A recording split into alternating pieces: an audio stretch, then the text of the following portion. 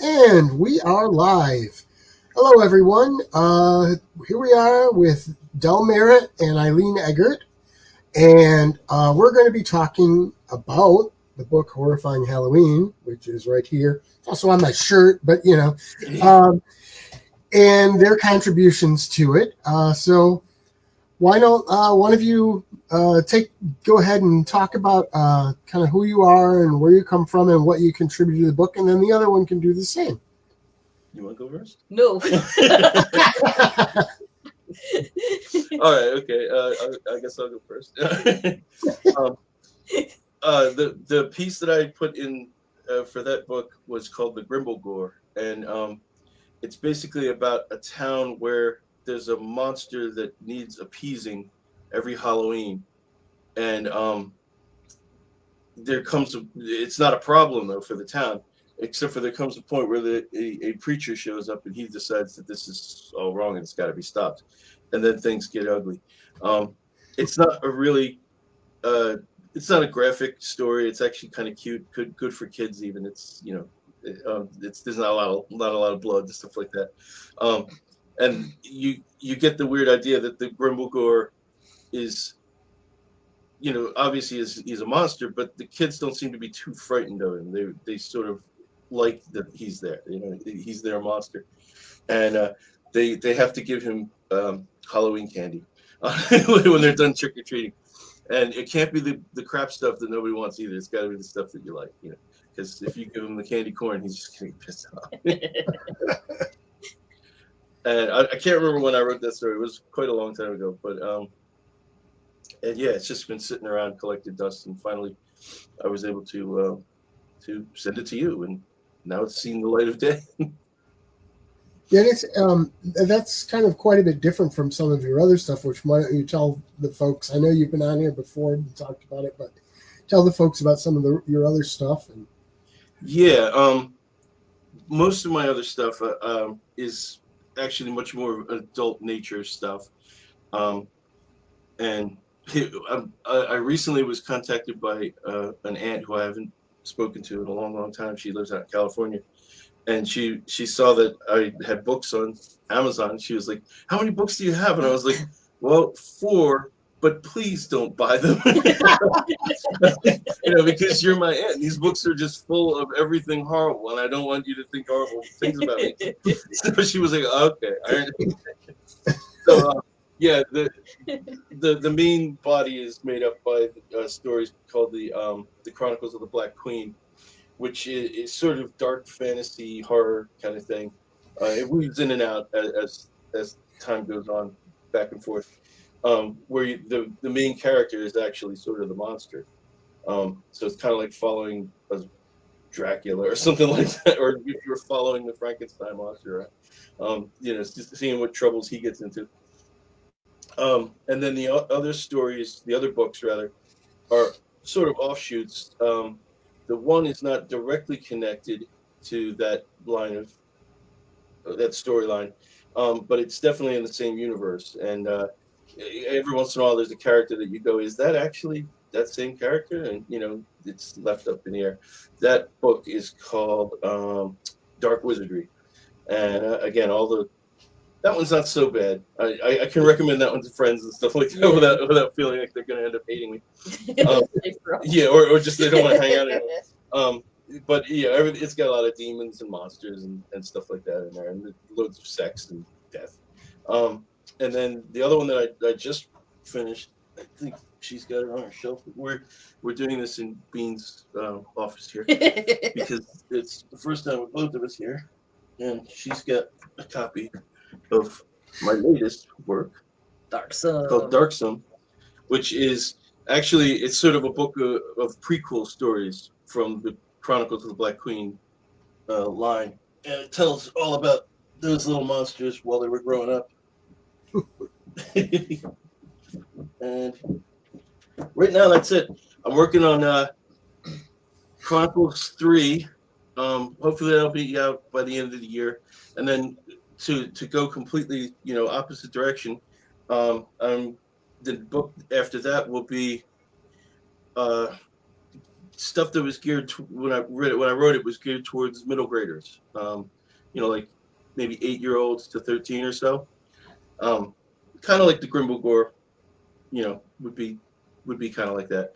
And so these stories don't have a lot of gruesome death or sex in them or anything like that. They're fun for the whole family. They're fun for the whole family. And hopefully, I don't know if we're going to get that one done this year, but it would be nice. There's not a lot of time left, and we're still working on Chronicles 3. So. Yeah. But that's me in a nutshell, really. Now it's your turn. Okay. My contribution was a poem called Halloween Night, and it's something I wrote in high school as an assignment. We had to write a ballad. Fortunately, we didn't have to write any music to it, but it was just a poem in ballad format, and that's what I came up with. And he likes it, so he said, send it in. Yeah, she showed it to me when we were first going out, I guess, and I thought it was really cute. Again, it seems like it's geared more towards kids, but the thing about all of us, I guess, at least the three of us in this room, is that when we read things that seem to be geared towards kids, it just it reminds you of things, Yeah. The feeling that you had on Halloween when you were a kid and stuff. So maybe that never goes away. And so maybe it isn't just for kids. No, I don't think anything about Halloween's just for kids anyway. No. not for people like us anyway. Right. No. I mean, that's the thing, is it's like, I'm a horror fan, so I watch horror movies all year round.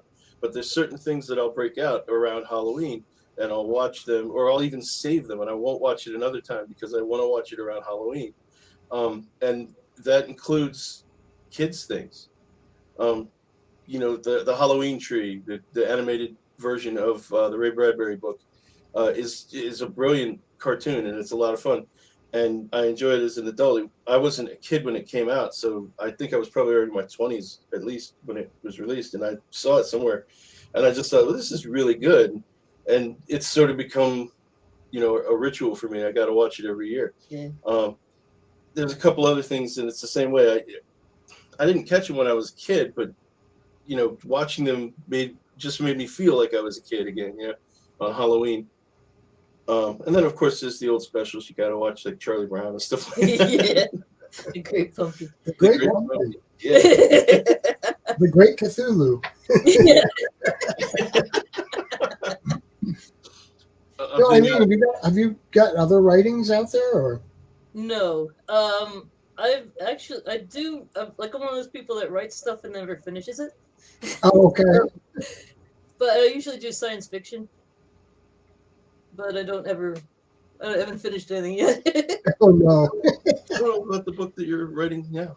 Oh, yeah, I'm currently writing a story with a smuggler who gets crash lands on a planet he thinks is uninhabited and ends up picking up a passenger that is it used to be the same race as him, but they were bombed to near non-existence and mutated. So now she's got all these special abilities that his people don't have, and she can teleport. She's got telepathy and telekinesis, and she ends up working with him as a smuggler, and it's then they find out the guy finds out through her that cats are telepathic, so they end up traveling with a cat. She's gesturing over to this. Yes, I have a cat that wants to be part of the festivities. She has to be part of everything. Puka has to be in there. Well, very appropriate for this time of year. Yeah, the black cat conundrum. That sounds like it ought to be an interesting book, actually. I hope you get it finished, because that sounds like it ought to be good. She didn't mention that it's actually like a comedy, so it's sort of very Douglas Adams-y. Oh, nice. Yeah. And last night when we were driving back from a gig, she told me another story that she was thinking of that probably wouldn't be comedy. And I was like, "Why aren't you writing this? You got this one flushed out. That's like a novel." I got all this stuff in my head that I just never write down. Yeah. Yeah, you just need to go from that step to the other step, and you'll have it done. I do most of my writing up here before it ever gets put down, on paper. But I at least managed to get there and get it put out on the paper and published. So those are the steps. That's the steps you need to take to get it, to finalize it. As long as you've already got it fleshed out up here, it's just a matter of the labor. Yeah. Yeah. We met a girl yesterday at the gig that we were playing, and she said that somebody said she was a horror writer, or she said she was a horror writer. We were like, "Oh, well, what have you written?" She's like, "Well, I haven't written anything yet. It's just all in my head." And I was like, "Well, just do it, And the thing is, it's not like the old days where you would sit with a typewriter or your pencil and just write, and it's very laborious. And if things were out of order or they were just pieces, then it was just a jumbles of paper. You've got computers now, so you can just start writing. It doesn't matter what you write, just go. And then you go back later and take what you need and change what you want, stuff." And I was like, download Word on your phone. If 5 minutes here waiting for a bus, if 10 minutes here doing this, just write. And it's funny because when you look at, I once told you that I probably have about 30 books worth of material. It makes it sound like all I do is sit around and write, but that's not the case. Most of that was done on my breaks at work over the last 20 years or so. So, working on things for about 15 minutes at a time. And I started off on my, bringing a laptop to work and stuff. And then I was like, that's too much of a pain in the ass. So I downloaded Word on my phone. And for the last 3 or 4 years, I've been writing on my phone. And it's not ideal. It's not the best way to work. But it does work, and you get it done, and it's so much easier than having to set something up and go, okay, now I'm going to write. And you just pull out your phone and write it, and just then go on with your life, So yeah, I know of another writer, Rick Hale, who has a number of books out, and he told me he's written every single one of his books on his phone. Yeah, it's just really convenient. Yeah, I mean, I don't think anything I've written on my phone has been published yet, but that's because I'm going in kind of chronological order. So but the last 3 years or so, I've been writing on my phone, and it's really actually very cool. And then you just put it up in the cloud or something so it doesn't get lost, and save it on little hard drives when you get a chance. Yeah. But no, it really is the best way, because I think the majority of people who want to be writers, at least, are people that have a lot of imagination and a lot of ideas, but they may not be the most best at planning their time or something like that. And they also probably are quite moody. They probably also feel like, I don't know, I'm questionable about that thing. I don't know whether I should do it that way or what. And so they've got to find a way to make that work for them. Right, Puka? Use your tail again. And nowadays, with the tools that we have, like your phones and stuff like that, it really makes it so that you can, be that kind of person and still get something done. Yeah, and it's actually really cool. Yeah, and I think I do think one thing, creative people. I have discussed this with people before, but I don't know, as far as actual psychological studies. But I think creative people tend to be very prone to things like imposter syndrome. And I think that is a huge factor for a lot of people when it comes to getting it from here to the paper, because they're afraid, it's really not any good. Mm-hmm. Yeah, that's why I don't finish it any. Because then somebody will read it and they'll go, oh no. Yeah. The scariest thing in the world is when someone says, "So I read your book." Yeah. Yes. Yep. Then it's like, oh no. Yeah. And I think that is the biggest thing, is this, like, because you're always doubting whether these things are worthwhile, and like, is anybody ever going to read it? And if nobody's going to read it, there's no point in writing it. But first of all, you should write it anyway. When I started writing for real, I mean, I've always wrote since I was a kid. I I imagined there being books of these stories that I wrote, but I didn't think it was going to happen. But I found that it was actually very cathartic. It was like a therapy to write this stuff. First of all, you have to get it out of your freaking head because it just starts punching your brain from the inside out. It wants to get out one way or another. Whether it's a painting or a piece of music or something, it has to be made.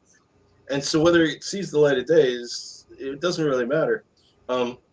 You know, you're basically expressing yourself and completing something that you need done in your head. And if it can be shared with people and it can bring people some sort of enjoyment or you know, even the enjoyment that comes with something that you read that's sad, let's say, then that's all the better. And so, you know, I've always just told people, just write. Don't sit around and think. The more you sit around and think about things, the less you get it done. Just do it. Yep. Right?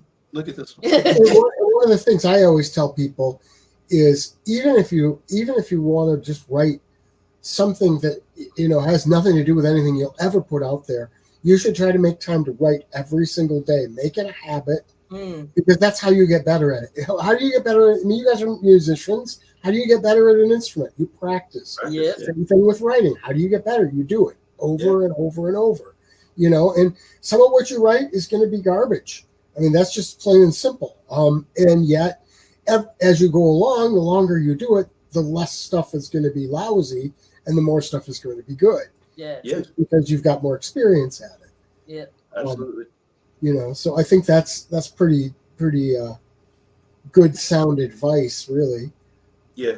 And I would say the same thing with any other art.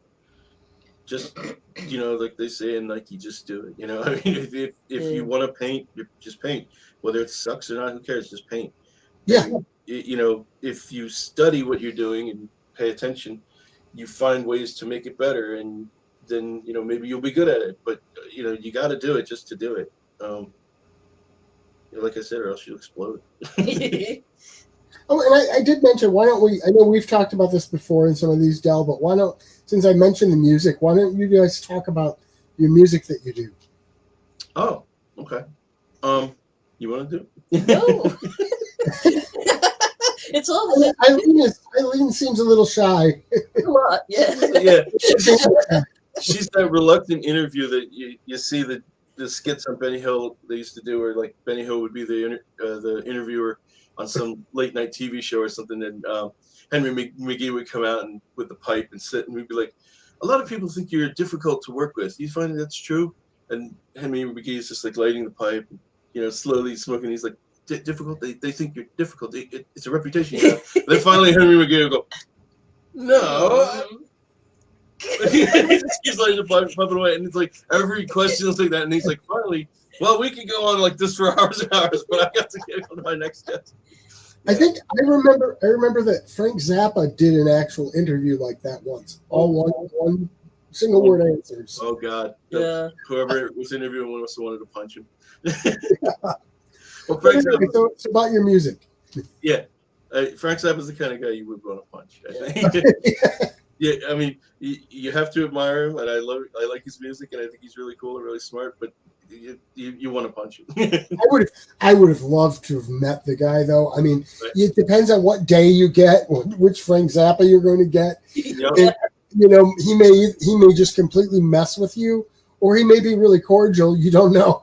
Yeah. He could be that guy who is just like, you know, I'm so happy to be talking to you right now, or just like, you know, everything about you just sucks. You know, he's gonna tell you like there. deserve to not live, you know, and then you'll feel it.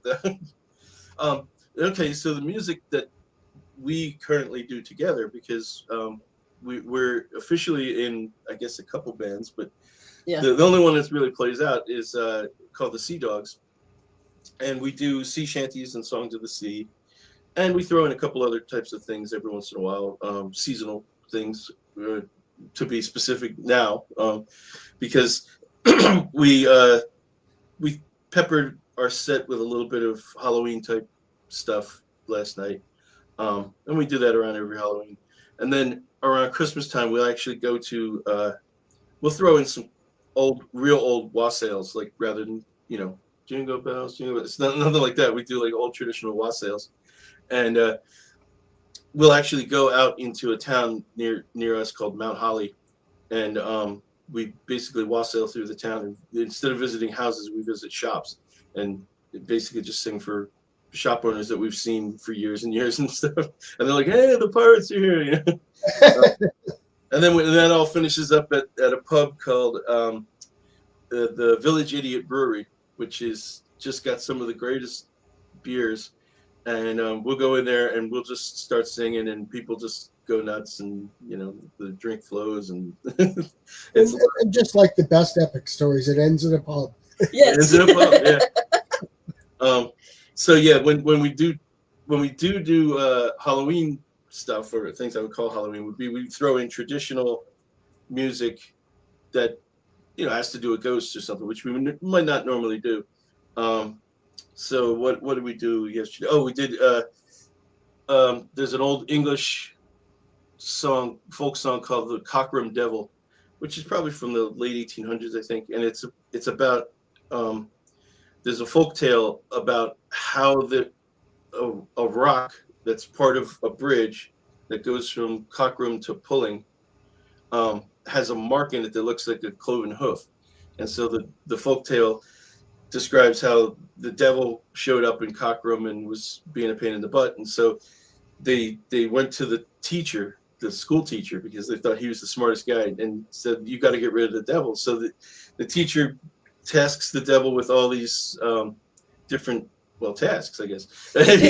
All these impossible things to do, and so Satan pulls him off with no problem, but the last one he can't do, and so finally he jumps and he lands on the church, and then he jumps from the church and he lands on the bridge, and his mark of his hoof gets into the stone and moves on. So it's one of those folk tales that just describes or explains in fantasy ways how some weird mark got into something, or why is there this thing in this wall, or what is this giant hill that isn't really a hill? Well, that was Satan dropped a shovel load of dirt on his way somewhere. There's always these kind of things. And so the song is very, very comical, but because it's about the devil, it's good to do around Halloween.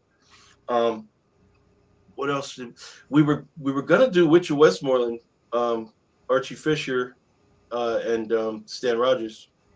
We kind of do a bastardization version of that, and we even practiced it at the gig. But then when it came time to do it, we just forgot to do it, which is a shame because we had it sounded really good. Yeah. What else did we do? Yeah, there's a vaudevillian song called "With Their Head Tucked Underneath Their Arm," and you can find versions of that on YouTube. It's a very funny song, and it talks about Anne Boleyn haunting King Henry and the Tower of London and stuff. And so we've been doing that song for probably 30 years or so, before this band even. Yeah. And I kind of had a gimmick that I would always do when we do that. I had acquired a mannequin head at some point, a lady's mannequin head. So on the part where the neck would go onto the mannequin body, I put some blood, just painted it red and stuff. And so it was funny because when we did this last night, I had the head in a haversack, which is like a cloth bag with a strap, and I put it on to do the song, and nobody seemed to notice or care that I was doing this, right? and I put it behind me so that I could pull it out when when the appropriate time comes. Nobody seemed to notice that I was doing that. I just got my hands behind my back, right? And so when we get to the chorus, we're with their head tucked underneath their arm. I whip this thing out, and everybody just loses their minds. They start laughing and screaming and stuff. And then we're like, passing around and dancing and stuff. There's a line in there about how she walks the drafty corridors of the Tower of London, and she catches cold, and it's hard for her to blow her nose because she's got her head tucked underneath her arm. So I'll take my sash or something like that and wipe her nose with it and stuff. And you're wearing a sash because we're just like pirates. You didn't mention that we just like pirates. That's true. I didn't. we just like pirates. So yeah, that's always a fun song. We get uproarious laughter from that one. Yeah. I can't remember. There are a lot of legitimate ghost stories about Anne Boleyn too. Absolutely. In fact, when I did Horrifying Holidays, I did a nonfiction piece about the legend that she haunts her home, the home where she grew up, on Christmas or Christmas Eve. Actually, she's supposedly seen there. Yeah. So yeah. Yeah, it's interesting because certain figures in history, because they're so famous, they end up being ghosts that show up in places that they've never been. Yeah. But people were like, "Oh, that's the ghost of Anne Boleyn." Yeah, okay, whatever. I don't know what she's doing. Sure, that's great. Yeah, yeah, we get that a lot in Jersey because, you know, we've got so much weird history here. So we have both the ghost of Captain Kidd and we have the ghost of Blackbeard. Now there are reasons you can actually, you know, piece those together logically. Both those guys actually have been here. Two of Captain Kidd's guys actually left his ship when they were on their way turning themselves in up in Boston. And these guys were like, "No, this isn't going to go good. We don't want to stand trial. Give us our share now. We're getting off." And they actually settled in New Jersey. One guy spent most of his money. You know, he founded a couple schools, and he became sort of like this rich dude that everybody knew and loved, and no one cared that he was once a pirate. The other guy went way down into the Pine Barrens of South Jersey and hid and became like a hermit. But he was a hermit that always managed to have money. So, you know, there's definitely legitimate ties with these two characters. But if they're going to haunt any place, why would it be here? Yeah. You know? Blackbeard didn't die here. He died down south more. Captain Kidd was hung in England. So, you know, why would their ghosts show up here? And yet, you know, every year you got people going, "Oh, the ghost of Captain Kidd is out there on the beach. He's hanging out with the Jersey Devil."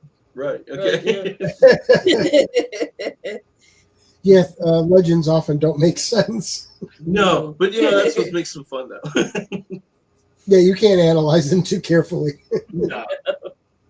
Actually, it's analyzing them in the right way can be fun because when you look at why they're like that, you know, you learn a lot of interesting stuff. And Captain Kidd is an interesting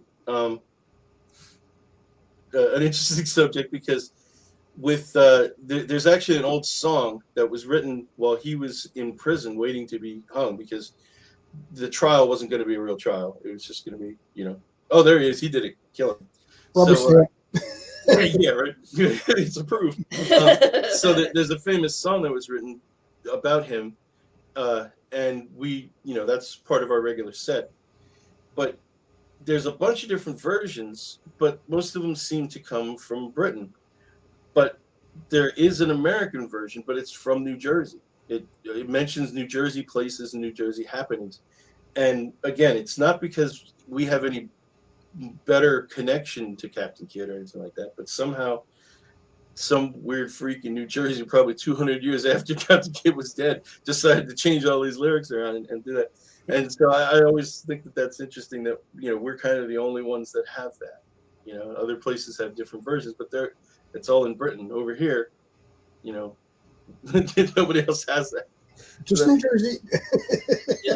Because the thing about New Jersey is, you know, love it or hate it, it's really weird, and we got so many weird things. In addition to the magazine Weird New Jersey, it's just a strange place, and there's a lot of interesting history and cool stuff. And we were the first at a lot of things, and a lot of times those things caught on, and then other times we're just kind of like, well, that was a stupid idea. Let's not do that again. We were the first at this one, but nobody else ever did it. So yeah, we were the first, well, and last. They actually count New Jersey as having the first drive-through, because back in the 1700s there was a coaching tavern that they actually just put a window that was right out towards the road, so that you could just pull your horse right up, and they'd give you a mug of beer or whatever, and, you know, feed the horse some hay or give it some water or whatever. You pay, and then you just go. You know, normally at a coaching tavern, you would go into the courtyard, you know, and you could go inside. You would go inside, get a meal, get whatever. They'd take care of your horse and stuff. But this was just kind of like, no, to hell with all that. We're just going straight through. Give me a look at I'm on my way, you know. So it was technically the first drive-through, and, you know, so we got that award right there. Yeah. First drive-in movie too. First drive-in movies, yep. wow. We had a movie theater that it was a drive-in theater, and it was not uncommon for people to fly small personal planes to this theater. And nice. they had a service where you would land in a field, and then this truck would just haul your plane in, and park you somewhere so that you could see the screen, and then go and get another plane and bring it up right next to you. And so there's all these cars and a couple of planes over here watching the movie. And I think that place closed down ages ago. Yeah. What a shame. I don't know if they have it any was like left. the 20s or 30s or something. So no, it was probably later than that. Yeah. If we have any drive-in theaters left, they're new. They were reopened. Yeah, probably. There was a time when there was none in Jersey. Yeah, I think there was a time when there was pretty much none just about all over the country. Yeah. I think they've sort of been making a resurgence now. Yeah. It's funny because I have a certain amount of nostalgia for them, but I don't like them. I never really cared for going to the movies to begin with. I'd rather watch things on TV or something. But all of my experiences at a drive-in theater were always really bad when I was a kid. You couldn't see right because there's too many people in the car, and somebody had the bum seat. You couldn't hear right because of the lousy little speakers and stuff. So I guess if you hit it when you were at the right age, maybe like a teenager or something like that, and you're going there on a date or something, then that one must have been really cool. But for me, it was just miserable. More often than not, I'd just be like, all right, I'm going to go to the snack bar, or, oh, hey, look, swings. I'll go play on the swings. Yeah. Every time I went to the drive-in theater as a kid, it was my parents wanted to see something. They couldn't get a babysitter. We were expected to sleep in the back of the station wagon while they're watching a movie. Well, that became a thing. That was one of the advertised things was mom and dad could go out on a date and didn't have to worry about the kids. Just put them in the back of the car and they'll go to sleep. And didn't go to sleep. No. After a while, it became something that everybody wanted to watch the movie. Yeah. That's a pain in the butt. I think I only ever went to the drive-ins twice in my life, and both times it was as an adult, and I didn't appreciate it. I didn't really care for it. No. Yeah. I don't ever need to do it again. And I'm kind of with you now. I mean, I don't even go to movie theaters anymore. There was an incident at one of the theaters locally where they had a infestation of bed bugs, and after I heard about that, and then I saw some video of a bunch of AMC theaters with different infestations, and it's like now even before COVID, I was like, I don't think I can do theaters anymore. Yeah. I mean, there's something to be said for the experience, and to me, the popcorn that you get at movie theaters is better than popcorn anywhere else. But I just can't deal with the possible infestation while you're sitting in the dark. Yeah, that's not cool. Yeah, I mean, I don't hate movie theaters or anything like that. I think obviously it's a good idea, but I just was never that comfortable in them. To me, the big problem was, as much as we look back nostalgically at old trailers of movies and things like that, I don't want to sit there and watch trailers for movies. When if I go to see, like, we only ever went to see things like the Harry Potter movies or the Lord of the Rings movies or something as adults. So, if I go to see the Lord of the Rings, I don't need to sit there and watch 40 trailers for movies about, what's the driving movies with the Snatch guy in it, Fast and Furious or something like that. Why would you think that, where's the demographic there? I want to watch elves shooting each other with arrows, and you're showing me this guy driving around in a muscle car. I don't give a shit. And then, or it's an uproarious comedy with, Queen Latifah. Who cares? The latest romantic comedy. Yeah. And so, in addition to having to watch trailers that I don't want to watch, then they started actually playing commercials in the movie theater, the same commercials you see on TV that you either switch the channel or get up and get a snack. Yeah. Now I'm paying to watch commercials just so that I can see this movie. You know what? The movie comes out in 6 months on DVD. I'll just buy it then, and I'll be fine. Do you remember there was, I don't know how the case wound up going. I just happen to remember this now. Maybe 10 years ago, there was a lady who sued the movie theaters because she said, you advertise this time as what time the movie starts, and it doesn't start till 15 minutes later because you've got all these trailers and commercials. So you're wasting my time. Absolutely. I don't know whatever became of that case. I have a Me hunch neither. I didn't even hear out when she lost, but I she would did have bring up a valid point. definitely That's because a good idea. you know we always go to matinees as adults. We've always gone to matinees because that way you don't waste your whole day. But you do waste your whole day because it isn't just 15 minutes. It's much longer. You have to get there a lot earlier to get into the theater, or you get a bullshit seat. Um, you know, I have a lot of problems with if I'm too close to the screen, I get dizzy and get sick. She has a lot of problems if we're too far away from the screen. She can't see it very well. She's got the Coke bottles on. And I'm short. And she's short, so I'm short, anybody sits in front of her. me, and I'm like sitting like this the whole Oh, time. jeez. So you have to be there early to make sure that you get your stuff, and you get your seat and all. And then the trailers are more than 15 minutes. Sometimes it seems like they're half a bloody hour. And then AMC's got to play their little trivia games in between and stuff like that. And so you basically go to see a movie that's an hour and a half long, and you ended up spending 4 hours at the theater, and you're trying to figure out why. And then they started making movies like 3 hours long. Yeah. And then you're there like for forever. Okay. Yeah. Yeah. So basically, you're just wasting a whole day doing it. Yeah. Whereas if I'm like you, I wait for the DVD or Blu-ray to come out and I get it, and it's like watch it, because then you can just put it on, and if you have to go get a snack, you pause. Yeah. I mean, there are a lot of great experiences at the theater and stuff, but when you weigh them against the right. But we did the big screen and the sound system at the theater, you can never touch that. Right. We do have big screen TVs, but it's not the same. Yeah.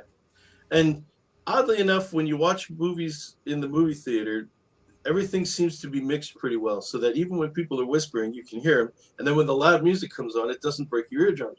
But when you're watching movies on TV, that's not the case. No. Because the music is always really loud, and then everybody's talking, and you can't hear anything they're saying. So you're always playing with the volume, and it's like, how come? Why can't you do this right? They used to be able to do this. Yeah.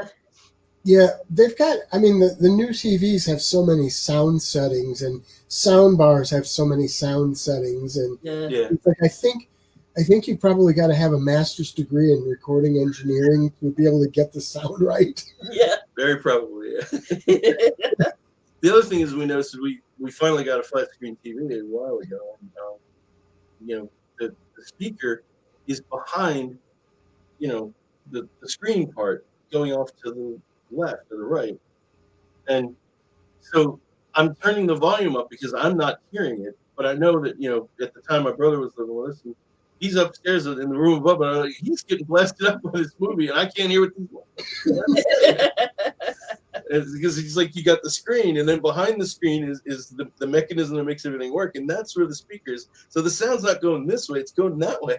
Yeah. Well, see, we've got we had one TV that we bought, and the sound was just miserably bad on it. The picture was great, but the sound was just so bad. So we had to go buy a sound bar, and now we've got that, and we've got it on a different TV. But we love the sound bar, and that way you've got the sound right in front of the TV. Yeah. And it's got a subwoofer that sits inside a cabinet, and gives you some good sound. It's still not theater sound, but it's good. Yeah. We watch a lot of movies on the computer as well, and sometimes you can't hear it really well, so we're going to end up either moving the speakers right next to the couch or something like that. Or getting a sound bar for the computer. Yeah, you could do that. Yeah, I've got my computer. The sound on my computer is actually pretty good. I was at a garage sale and found a pair of little KLH bookshelf speakers for $1. Wow. And I thought, okay, I'll get those. And then I went and bought a little amplifier that plugs into the back of the computer, and I get great sound on it. Oh, wow. Yeah, we should probably do something like that. Because, again, we watch the computer much more than we watch the actual TV. Yeah. Our TV is just a monitor. We don't have it hooked up to cable or an antenna or anything. So we can stream things on it, or we can watch DVDs. That's really it. And so it doesn't even really get turned on all that much. Probably this month more than any time is when it gets watched the most, because we get home, we eat dinner, we settle down, and I'm like, it's time for some spooky movies. Yeah. It's Halloween. I gotta watch some spooky movies. Yeah. It's you break out the entire Edgar Allan Poe collection by Roger Corman, and it's like, okay, we're gonna start with these. And so yeah, right now it's been on probably more than it's been on the entire year. Yeah. So, okay, that brings up an important point, or not an important point, but an interesting thing to go off on, which is, why don't you recommend, say, 5 to 10 movies that everybody should watch in Halloween season? Ooh. That's a rough one. Yeah. When people pull out the whole everybody should do this thing, it always makes me feel weird because Yeah. everybody likes different things. So Well, how about just your recommendations? Let's put it that Yeah. way. I see your point. Yeah. that's a rough one. Yeah. You got something? No, I was just thinking, like, you do like a pretty good mix of stuff. Like, I mean, people watching, Vincent Price movies and then The Worst Witch, There's another one of my kids movies that I like. There's a HBO had made back in the 80s an adaptation of the Worst Witch books, which were sort of preceded. They were one of the series of books that everybody said that J.K. Rowling stole everything from, and the similarities are incredible. But at the same time, you have to say that I've also seen other books that were just like that. Basically, if you're going to do little kids doing wizardry, you're going to come across all these same things, and they're just going to happen. So she may have not ever even seen or heard of The Worst Witch, and it would have come out the same way. Nah, or she did it and was just kind of like, this is awesome, I'm doing it. I don't know. I wasn't there.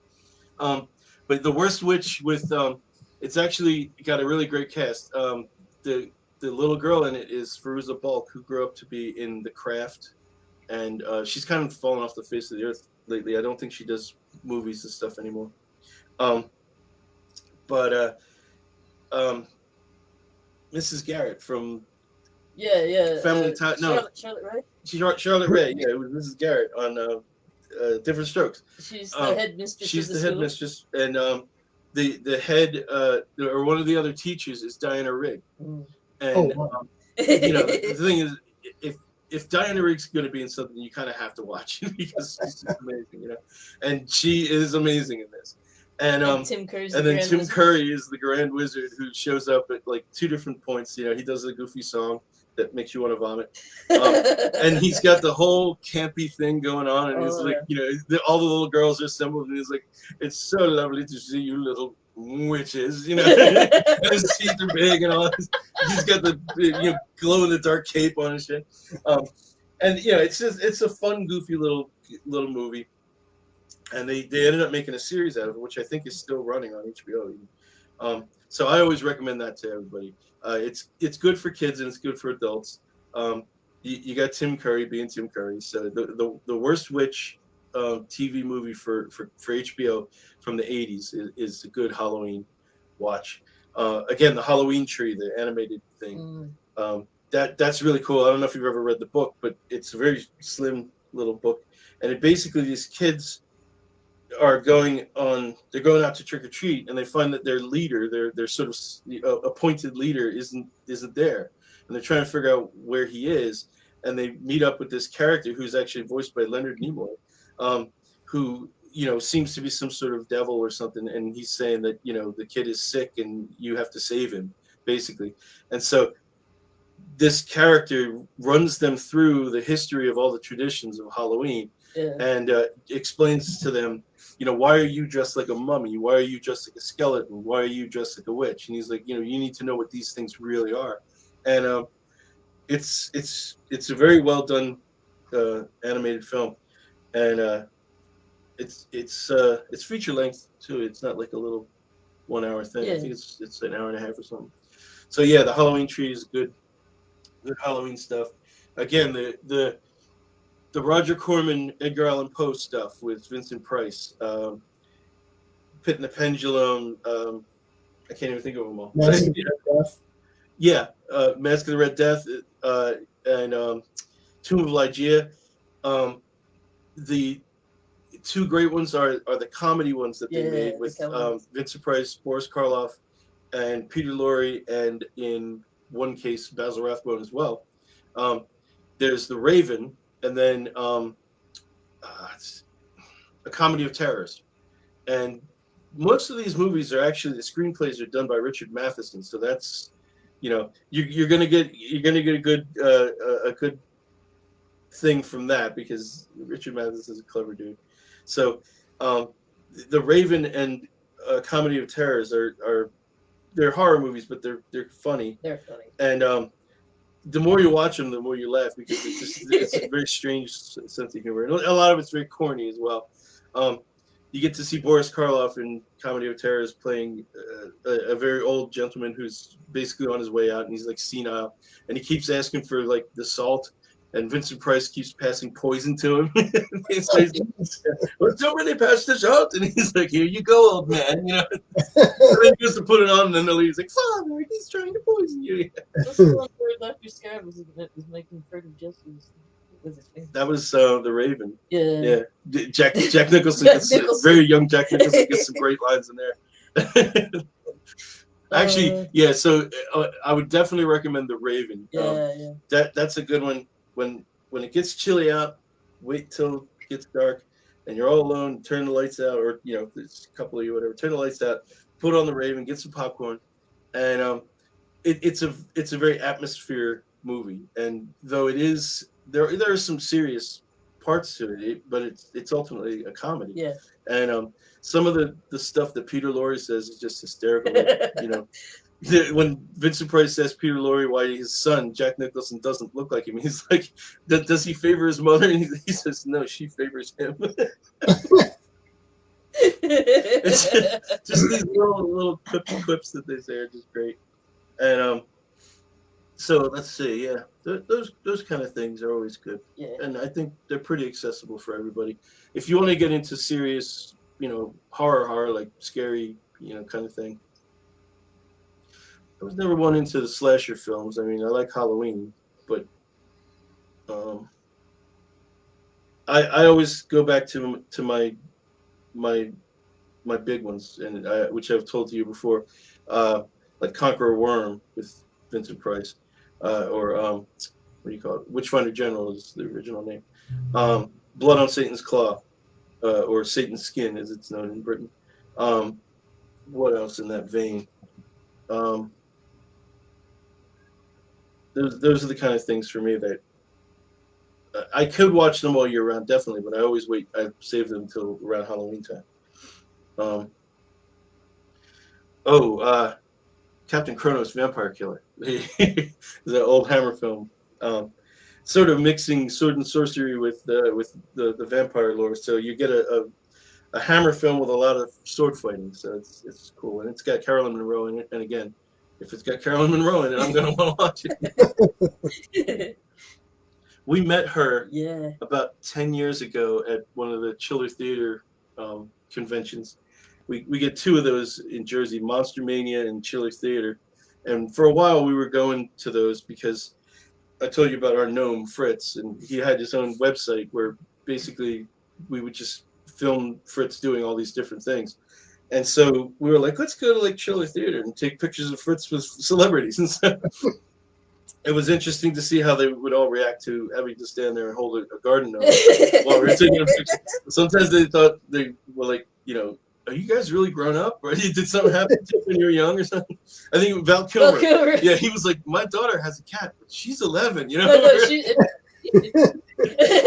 so we were like, we got to know, man. But and Carolyn Monroe loved the gnome. Carolyn Monroe was head over heels. She was like, oh, really? This garden gnome.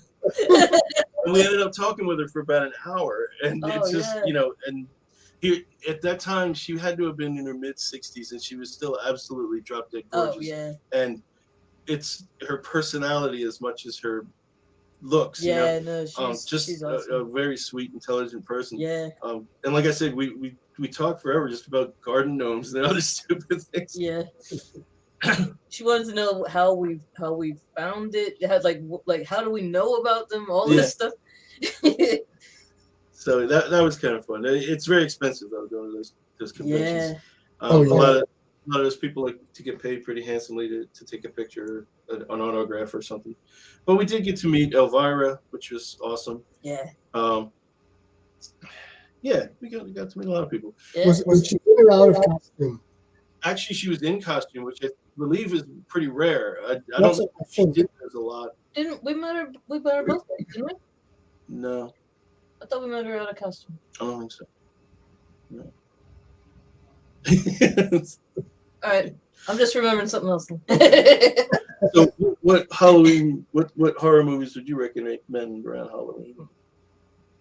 But you know the horror movies you like. She likes some different ones than I do.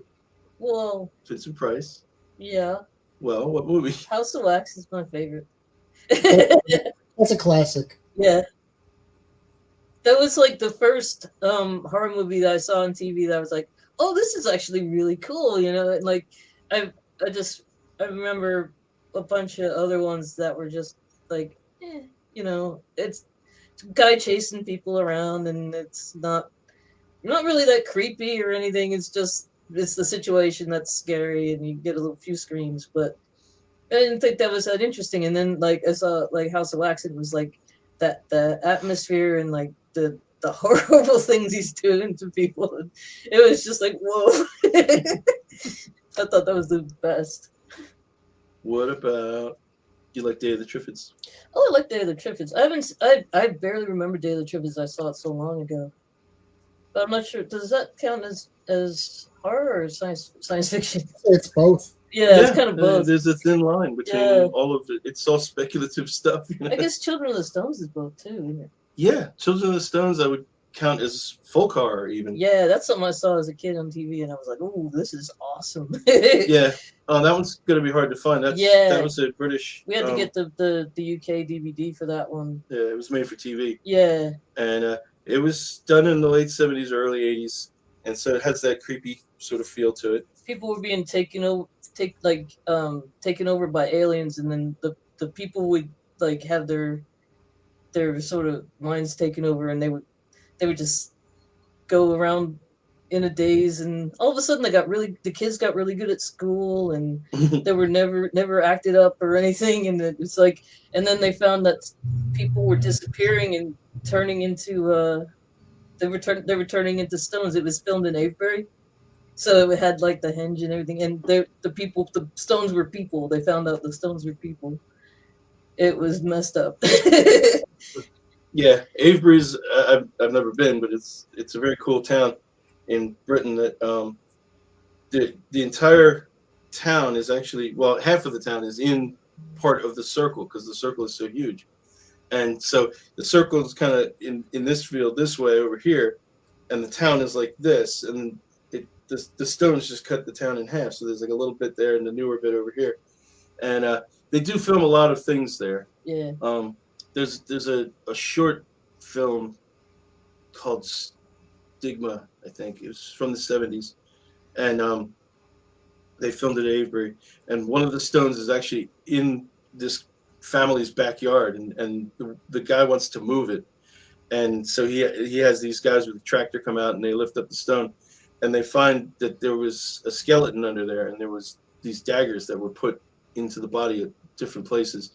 And in the end, what happens is the wife becomes possessed with the spirit of whatever that was that got buried in there, and she ends up getting this wound that just won't stop. The doctors they don't see it, and if she covers it up, it just won't stop bleeding, and she ends up just bleeding out. While they're trying to drive her to the hospital, and it's really there's no explanation to anything. It's just a very short little thing, and you're just watching this lady go nuts because she can't figure out why she won't stop bleeding.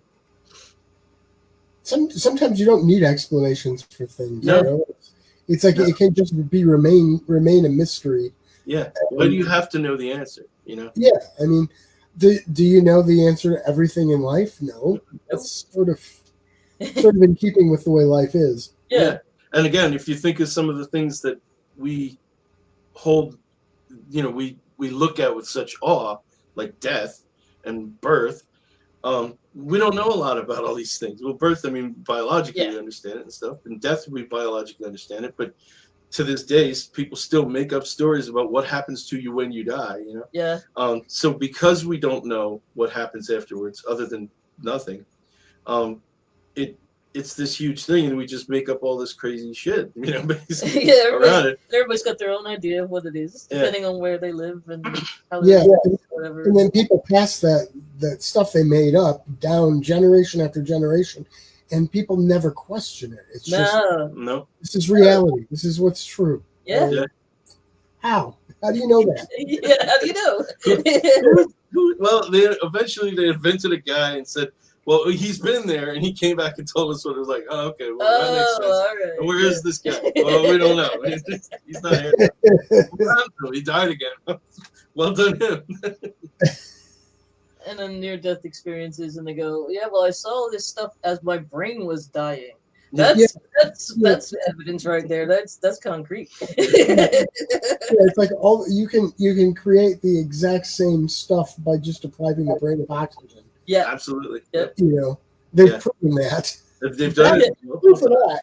Yep. Pretty much all of those little phenomena they've actually found that they can reproduce in. Yeah, I remember. I think it was in DeKalb, Illinois, which is right near us, at the University of Illinois. Or Northern Illinois University. Anyway, I think that was where it was. They did an experiment maybe a decade or so ago, and they found that if they put electrical stimulation to a certain part of the brain, every single person who they did that to had an experience which is identical to the experiences reported by people who claim to have been abducted by UFOs. Yep. And it's like you trigger that part of the brain with electrical stimulation, and that's what you get. Yeah. Yeah.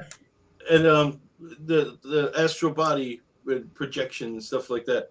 Again, they basically had people doing that, and were able to reproduce the results, and go, you're not really leaving your body, you're just imagining things. And everybody's kind of seeing and doing the same sort of things. And they did tests like if you're floating in this room and you're above everybody, you should be able to see what's on top of this shelf. Well, nobody could come back with answers as to what was on top of the shelf. So, and I don't think James Randi was involved in that. That's one that I actually experienced. Again, I'm not saying it's true, but that is one that I actually experienced once. Yeah. And it freaked me out when it did. But, I don't know. I'm sure there's me being the rational person that I am. I'm sure it was some sort of an illusion that my brain created. But, boy, it sure seemed real for a moment. I'll tell you that. Yeah. Well, I mean, what we determine is real is just perception. And so therefore, if something under the right circumstances can take over all of our, senses, first of all, how would we know it's not real? And second of all, doesn't that kind of make it real, even if it's not what you think it is? Yeah. If it's an illusion or a hallucination, but it feels that real, well, then it kind of is real, because that's all reality is what we perceive it to be. Yeah. If it really wasn't here, we wouldn't know, and we wouldn't be able to change anything about it anyway. So, like people talking about, what if the dreams are when you're awake, and you're awake is when you're the dream and all. Well, what difference does it make? It's just, you're just doing it. You're living it, and you got to deal with it one way or another. Yeah. Well, it's like the fact that we don't actually ever experience the present. We're always processing it a few seconds behind when it happens. Yeah. We're never actually in the moment. Yeah. We're in the moment a few moments earlier. Yeah. And they've kind of done experiments where something weird happens, and people don't understand it, so your brain fills it in. And it's and if people talk to each other, then all of a sudden they've all seen the same thing, because now they've convinced each other, oh yeah, that's what I saw, because your brain's just filling in weird bits anyway, because doesn't really get what the heck was that? Yeah. And it's either going to fill it in with stuff it already knows or stuff that it's expecting to see. Yeah. Right. And I'm sure you guys have experienced this too. I know I have, where you'll try to remember something and you don't have a lot of the details, and then somebody else tells you some of it, and then all of a sudden you think you remember that. Yeah. But then you find out later didn't happen like that at all. Right. But still, it's in your mind as a memory, and you're like, I swear to God, that's what it was. Yeah. But it's not, because it's just your brain created that false memory and people out of the data that you were given. Yeah, people remember being places they weren't because they heard the story so many times that they go, Right. "Oh yeah, when I was there and I saw that thing," Yeah. and you weren't there. Yeah. Yeah. That's the thing about, especially when it comes to like, strange phenomena and stuff, is that like people put way too much stock in, well, I saw it, it has to be true because I saw it. Well, you see a lot of things. I mean, when you think about what you see when you're asleep, you're still Oh, yeah. seeing it, It's like, that's a lot of weird stuff. And the human brain is real easy to trick, and we fool ourselves all the time, Yeah. not even intentionally. And then sometimes we do intentionally as well. There was once a documentary I was watching where there was all these tourists and they were standing on the shores of Loch Ness, and these guys were just filming, and people who were behind the documentary took, I guess, a log with a pole in it or something like that, standing straight up, and it was just straight up, right?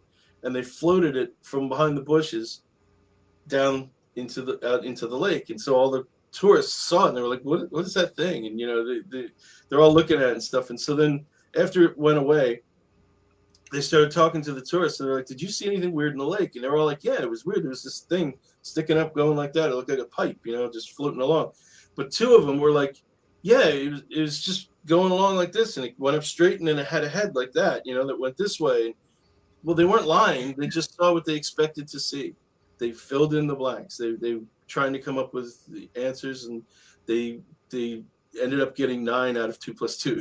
So, Yeah, the human brain is weird. It plays all kinds of tricks on you, which is one reason I never, if I experience something really unexplainable, I a lot of times will just chalk it up to, yeah, okay, that's probably just my brain doing weird stuff. Yeah.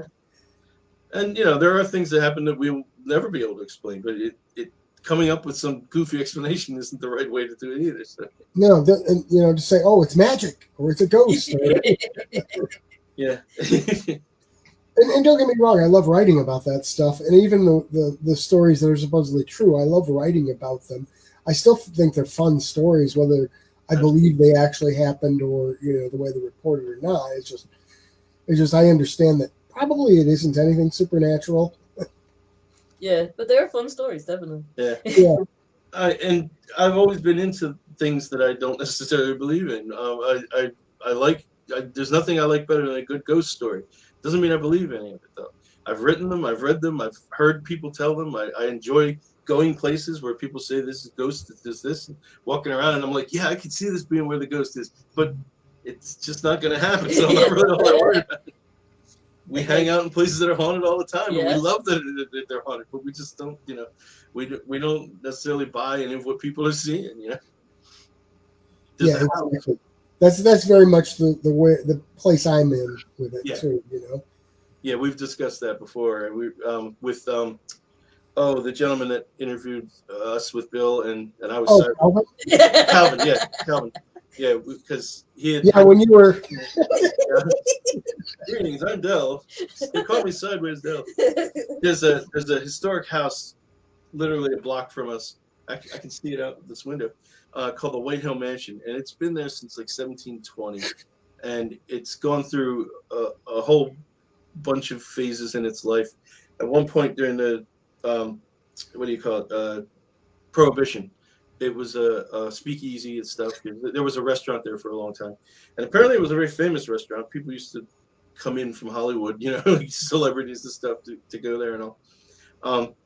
And of course, it's haunted out the wazoo. And there's apparently a bathtub that if you lay in the bathtub, the ghost will choke you. Yeah. The haunted bathtub. The haunted bathtub, yeah. And so we really like this place. First of all, because historically it's awesome, and the architecture is just great because you see all the layers over the years. It started off as this tiny little colonial house, and then became this mansion over time, and then as it became a restaurant, they added on a part in the back for all the tables and stuff. So it's just a really cool place, and I always tell people, for whatever reason, you should go there. And they do tours, they do ghost tours, all sorts of stuff. They have different events. We were recently able after discussing it for 20 years or so with people, the right people got in at the mansion, and we were able to finally start doing a Rev War event there. That we've been talking about since we moved here. Because it saw some action during the Revolution. It's pretty cool. Yeah, the Hessians were actually staying there. Yeah. For a while the captain was going to shut up some lady somewhere else. They were like, "Oh, boys, you stay here and try not to break anything." And then they do a fundraiser in December called the Buccaneers Ball, where everybody comes dressed up as your favorite, cartoon pirate. And so we play at that, and it's always fun. That's a great group of guys, and most of them are ghost hunters, and we see them at different times during the year and stuff, and they're a good bunch of people. And Kenny Biddle shows up there every once in a while. Yeah, he's a cool guy. I met him there. He used to be a ghost hunter and was super into it, and until he started researching photography, and he was like, "Oh, this weird picture that I took, it's just this." And oh, that's just that. And now he works for Skeptical Inquirer magazine, and like it's really cool. And he investigates other people's photos and tells where it went wrong. And oh, this is a reflection in plexiglass, and you think it's a ghost. Yeah. You've also decided it's this specific ghost for some reason. We don't know why.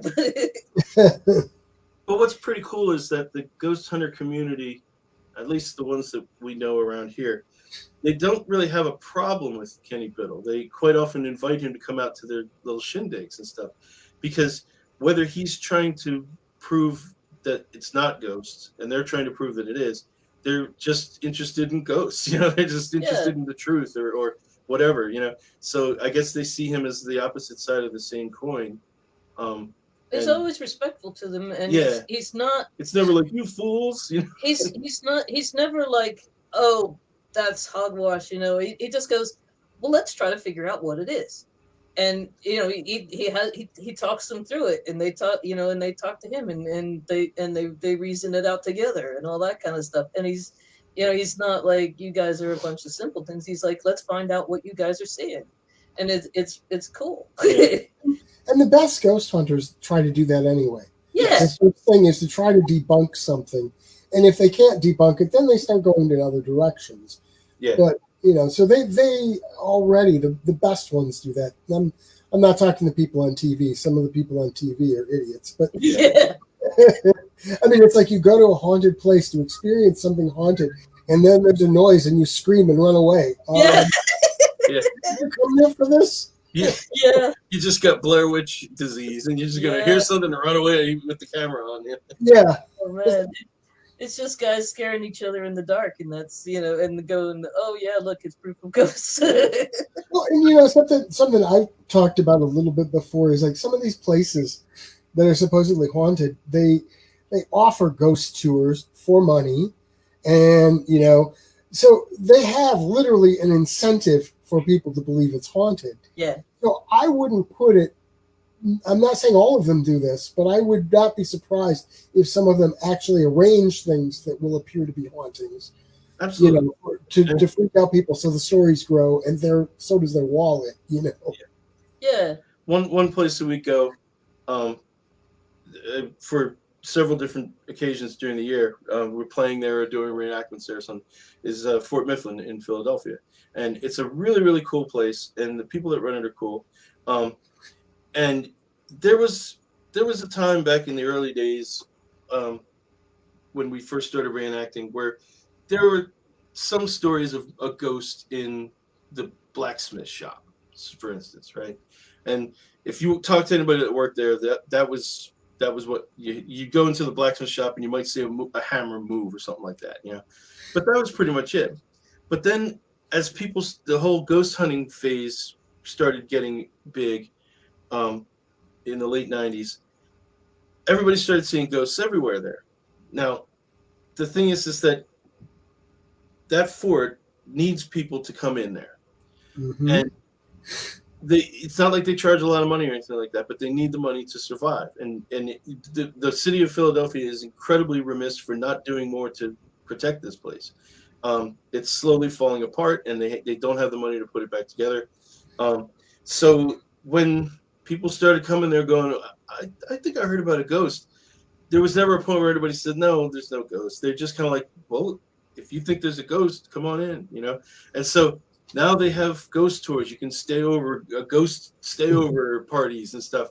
And I've never heard any of the people that work there specifically say, yes, there are ghosts. What they say generally is what people see is this, you know, because they're seeing it, whether it's there or not. Yeah. And, you know, so initially we were a little wigged out by that, but then I started thinking about it, and I was like, first of all, they need to do whatever they need to do to get people to come in there. Yeah.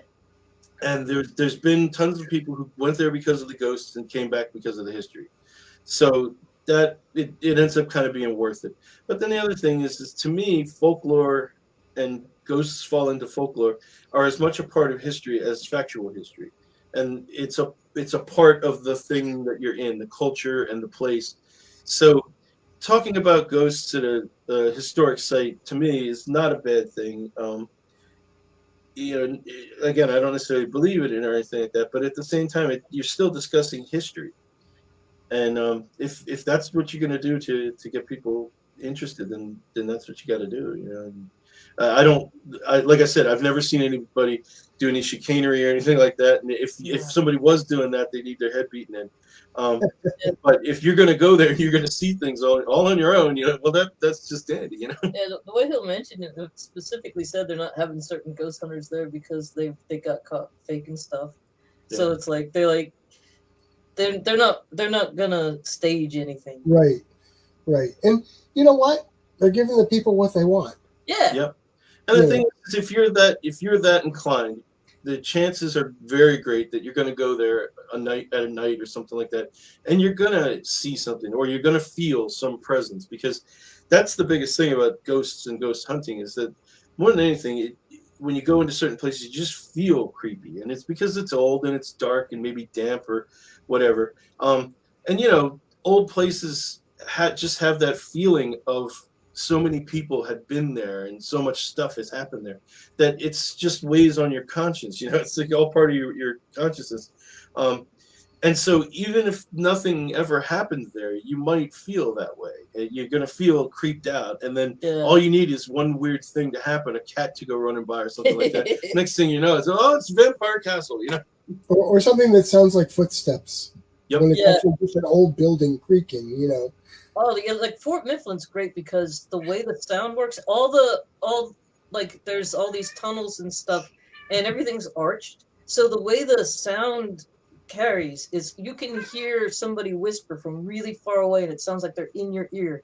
And it's like it's really creepy. And so unless you're trying to sing to drunken reenactors. Yeah, well, all of a sudden you're not loud because we can hear them better than we can hear ourselves, so it's a bit of a problem. They're on the other side of the room, so that's why we can hear them better. Yeah. But so like the way the sound carries in there, you could really think that, oh my God, there's a ghost because that I just heard this thing and I don't know where it came from. But that person's like way far away, and it's just the way the sound carries. And it's creepy the way that works. My wife and I had a weird one the other night. We were sitting here and we keep hearing these voices. And I'm like, where are these voices coming from? Thought it was people outside, and I go look outside. No, there's nobody out there. And this went on for probably an hour, and I kept getting the feel. I walked to one part of the house, and the voice would just disappear when I got over there. And I'm like, this is strange. And I got the feeling the voice was upstairs. And so finally, I just walked upstairs and found out that her voice assistant, that I will not name because I don't want to activate it, that comes from Amazon, decided to play some kind of show without any command. A show with these people talking going on up there. So I had to tell her to stop. And it was freaky because there were these voices, and I just couldn't figure out where they were coming from. Yeah, that happens every once in a while. Yeah. We've got the one lady, the one automated lady in the kitchen, and then we've got the other automated lady in the living room. Yeah. And you trigger her by saying, "Hey, Google." She can't hear us. No, she can't hear us. Although she's probably done it going like, what do you want? Yeah. The problem is we almost never want anything from her. We No. haven't really used that one on purpose, No. for a long time. But I call her a lot of nicknames, and one of them is Boo Boo. And so I'll be like, hey, Boo Boo, can you do this thing? And then all of a sudden, this robot lady from the middle of the living room just goes like, I don't understand what you're asking me. And I was like, I didn't ask you anything. And then sometimes I'll be watching a video, and somebody will say something that sounds enough like, hey, Google, that the Google thing will come on and go, that there's no information on that, or something. Or she'll just start telling What's you. the fonts? Why are you talking She'll just start telling you like the history of crocodiles. And it's just like, I don't want you to ask about this. Goofy shit. Oh, The one I like to do with Alexa is in my I have her remind me of things. yeah. Like if I turn on the oven, I need to know when to put stuff in or something like that. I won't have her tell me to put the chicken nuggets in or something like that. I will have her tell me to do something really absurd or usually something very obscene. Yeah. What I was doing for a long time was like, Alexa, in 15 minutes, remind me that I have to rim you or something like that. And so she'd do it. She'd be like, reminder, you have to rim me. No. She would say, I have to rim you. I have to. She would say, she would repeat what you say. So you say, I have to rim you. That's funny. And her trying to figure out what words you're using is always good. Yeah. And I have to use the reminder a lot of times, and then come upstairs. So I've got it set to text me. So every time he does this, I get a text with what he told it to say. That's hilarious. I just thought I got to try this one. The next time I want something done, I'm going to say, send me a reminder to say the fistings shall begin. Oh yeah. See how she handles that one. I don't know. I just made up some goofy words like the flop novels need to be clavuncted or something. Yeah. And of course, she didn't get that right at all. That's funny. Yeah, this is what happens when stupid people interact with technology.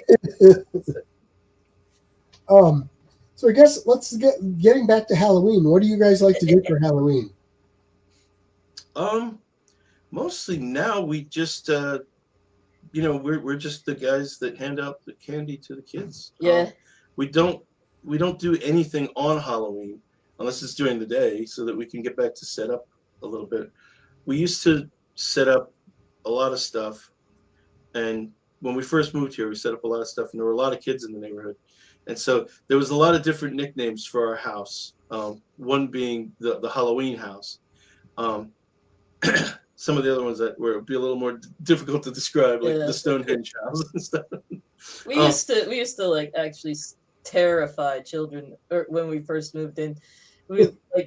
We have an alley on the side of our house, and so it's pitch black at Halloween night, and you just emerge out of the alley dressed like a zombie and stuff. And then my brother had the whole Michael Myers kit. He had the boiler suit and the mask and everything, and so the kids would come up onto the porch, and we'd be giving him candy, and then he would just walk from the side of the house and just stand there right next to the kids, like to the side of them, and they'd get the candy, and then they'd see him and freak out. And there was one girl, she's like, because we always just say, oh yeah, grab a bunch or whatever, So there's one girl who got a little handful of candy, and she just notices him on the side of her eye, and she turns and she goes, throws the candy back in the bowl and runs. She ran down the street. She ran all the way down the end of the block, and then she started laughing. But didn't stop running. Rolling around on the porch. And so back when we first moved in here for the first 10 years or so, that was the kind of thing that happened. It was like Halloween became just this crazy thing, and we'd have friends over and just do that kind of stuff. And the kids, there were certain kids that just wouldn't come to the house, and then there were other kids who loved it because they saw all the stuff. But as time went on, we you get less and less time to set up things and stuff, and now it's just the two of us. So we COVID kind of changed something for us for Halloween. They were recommending not handing things out to kids at all. And then some people were saying, well, why don't you pre-package candy bundles into little bags and set them out on a table or something? So we thought that's a good idea. So in front of the stairs to the porch, we set up a table that's like 6 foot long or something. And we put all sorts of creepy things on, and lanterns and candles and pumpkins and stuff. and just a whole bunch of bags laid out so that nobody has to interact with anybody, and we just sit on the porch drinking wine. So, the kids would come up and we'd be like, yeah, just take a couple bags, that's cool, and we talk to neighbors that we see and stuff. Yeah, so we started doing that in the one year there was restrictions, and then we decided, oh, we really like this. This is much better than running to the door. We're just going to keep doing it this way. We just sit out here with some wine, and you see everybody going by. And yeah. We had, we're technically or the town we're in is called Fieldsboro, and it used to be part of a bigger town called Bordentown, which is still there and thriving. Apparently there was a secession back in the 1860s. 1847. Okay. And there's a very famous street in Bordentown called Thompson Street. Oh, yeah. And it was famous because basically everybody on the street banded together and would come up with a Halloween theme and then decorate the whole street that way. And people from all around the country would come to see this. They shut down the street. It's only a tiny little street. Yeah, they hire a string band and they shut the whole street down. And yeah, they have to. The cops have to like park people and stuff. The cops actually go and close whole streets down because it gets too crazy. Yeah, and it all went south during COVID because it turned out that the two guys who were the linchpins to this whole thing, they lived in the big house on the corner, and theirs was always the coolest stuff. I mean, one year they did Alice in Wonderland, and they had giant mushrooms, bigger than people, set up in their backyard, and there was a mannequin dressed up like Alice looking up at one of the mushrooms, and the caterpillar is up there, and they're making it all out of paper mache and stuff like that. Yeah, they're proper artists. These guys are proper and the artists. attention to detail is incredible. When they did Peter Pan, or no, it was just pirates. It was just a pirate theme. They did Peter Pan at their house, so the front of the ship was coming out of the side of their house, and it extended out over the sidewalk, and Captain Hook is at the wheel, and Peter Pan was there, and the alligator was in the yard, which was painted somehow to look like water and stuff. It was just incredible. The imagination and the attention to details these guys had. But then one of them got really sick, and so they couldn't do the Halloween that one year, and they were like, "Oh, well, we're gonna try next year."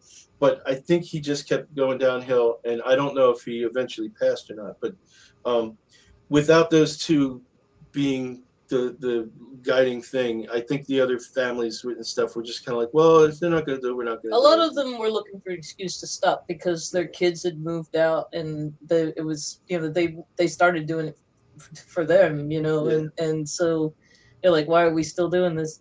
But they say they're doing it this year, so we'll see. Yeah, some traditions are gonna die when people grow up. So you maybe get 20 years out of it, so and that's fine. Nothing has to go on forever. It makes it all the more special when you can say that well, we were there when it was doing it. Yeah. Somebody else will take up the torch. There's a town 2 or 3 towns over that does the same kind of thing on a much larger road. We only got to see part of it one time, but so people do this all around the country for Halloween and Christmas and stuff. And that's cool. And when it comes, it goes. That's cool. That's just life. Yeah. Some things are there forever. Some things are just grab it while you can. Yeah. So that was really the only thing we would do on Halloween was we would shoot down there before the festivities started, just either the day before or early on on Halloween day. And, just see all that crazy stuff, take some pictures, talk with the locals and stuff. But then Halloween night, we set up our stuff and we just sit on the porch and drink wine. Yeah. We never set anything up outside ahead of time because our porch is like right up to the sidewalk, and like kids coming by can mess with stuff. And yeah. So we take the day off on Halloween and set everything up in a hurry. Yeah, I've got decorations out in our yard, but it's like I didn't put anything out there that if it gets stolen, I'll feel terrible about because Yeah. The other thing is I used to have a very cool collection of nice looking Halloween decorations, a lot of cool heads and skeletons and stuff. But they were very expensive, and they probably are more expensive now. And as time goes on, they don't last very long before the latex starts to rot. And Yeah. so, half of that stuff is all gone, and I really haven't replaced it. So our display gets a little bit smaller every year. Yeah. We just More important places to spend the money. yeah. Yeah. We do like some of the the hanging rip fabric thing and the lanterns and Yeah. just general creepy atmosphere, not so much severed heads. Yeah. Less severed heads. General creepy atmosphere. So is there anything else you guys wanted to chat about before we're done here? I don't think so. Can you think of it? Nope. No? Okay, so I just let everybody know you can get the book, Horrifying Halloween, and you can get that at lulu.com/spotlight/strange sound. Or if you go to GaryHillAuthor.com and look at the Tales of Wonder and Dread pages, you'll find it there. You guys have any places on the web you want to direct anybody to? Okay. For my writing, my books, you can go to delmerritt.com, DELMERRITT.com. Then there's our band page, the Sea Dogs, which is seadogsnj.com. Mm-hmm. You don't have a website or anything? Nope. I would say if you like going onto YouTube and watching goofy things, every Friday night on Fritz the Gnome, we put up goofy little videos, and it could be anything from something that looks like a puppet show to just some two things I spliced together. Like lately, I've been doing a lot of a song will be going on, and then when it gets to a certain part, cut it off from what he's saying so that I can add something else in that he's not saying. The one I put up on Friday, it was Creedence Clearwater Revival. When I was just a little boy, standing on my father's knee, my papa said, and it cuts there, and then I switched to a scene from Children Should Play with Dead Things, where the one guy is crawling towards the other humans as the zombies are coming, and he's going, "They're coming! They're coming!" My papa said, "They're coming." So, yeah. And I think on Halloween, we're going to put up a couple videos. Yeah. Well, last year last year we did the big Halloween special. That was 2 years ago. That was 2 years ago. That was pretty cool. So, and it's on YouTube, also Fritz the Gnome. And I think that's it, really. Right? Okay, well, thanks, guys, and thanks to anybody who tuned in. And as always, I'll be putting this out as a spooky feature for Spooky Ventures YouTube next weekend. And so see you guys around. All right. All right, Gary. Okay. As always, take it easy. Bye. Spooky Ventures is the home for spooky content and spooky merchandise on the web. Check it out today at spookyventures.com. And remember, always keep it spooky.